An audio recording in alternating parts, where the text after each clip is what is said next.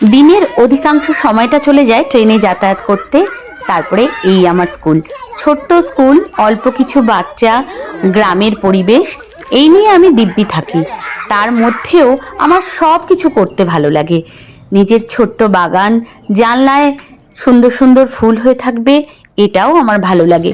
কিন্তু time constant, ভালো মন্দ খেতেও হবে, এটাও আমার ভালো লাগে। বলো তো দেখি এই মাছটার নাম কি? যারা বলতে পারবে তাদের বুঝবো তারা রোজ রোজ মাছ খায়। এই মাছটা তো তোমরা সবাই চেনো, বড্ড লোভনীয়। আমি কিন্তু ভীষণ ভালোবাসি। আসলে মাংসের চাইতে এই ভালো ভালো মাছ রান্না করতে আমার কিন্তু খুব ভালো লাগে। সারাদিনের যতই কর্মব্যস্ততা থাকুক, একটু ভালো মন্দ খাবার না খেলে আমার একদম মুড অফ হয়ে যায়। তো আজকে এই ভালো মন্দ রান্নাটা করলাম।